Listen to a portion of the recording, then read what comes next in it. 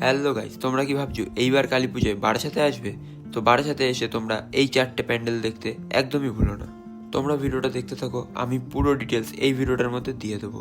তোমরা প্রথমেই চলে আসবে নবপল্লী অ্যাসোসিয়েশন ক্লাবে, যেখানে এবছরের থিম বৃন্দাবনের চন্দ্রোদয় মন্দির। এই প্যান্ডেলটি স্টেশন থেকে মাত্র পায়ে হেঁটে 10 মিনিটের রাস্তা। স্টেশন থেকে হেঁটে কলোনি মোড় আসলে যে কাউকে জিজ্ঞাসা করলেই এই প্যান্ডেলটির লোকেশন তোমাদের বলে দেবে। তারপরেই তোমরা চলে আসবে আমরা সবাই ক্লাবে, যেখানে এবছরের থিম শ্রীকৃষ্ণের দ্বারকা নগরী। এই প্যান্ডেলটি নবপল্লী বয়েজ হাই স্কুলের মাঠেই অবস্থিত। তারপরেই গাইজ তোমরা চলে আসবে সোজা সন্ধানী ক্লাবে, যেখানে এবছরের থিম মায়াপুরের স্কন মন্দির। তো গাইজ এই প্যান্ডেলটি কলোনি মোড় থেকে পায়ে হেঁটে মাত্র 10 মিনিটের রাস্তা। 11 নম্বর রেল গেটটি পার করেই বাঁদিকে এই প্যান্ডেলটি অবস্থিত। তো তারপরে গাইজ তোমরা চলে আসবে কেএনসি রেজিমেন্টে, যেখানে এবছরের থিম হে বঙ্গভূমি তুমি অন্তর্যামী। তোমাদের যদি আরো কিছু জানার থাকে তোমরা অবশ্যই আমাকে কমেন্ট করো, আমি আরেকটি ভিডিও অবশ্যই বানাবো।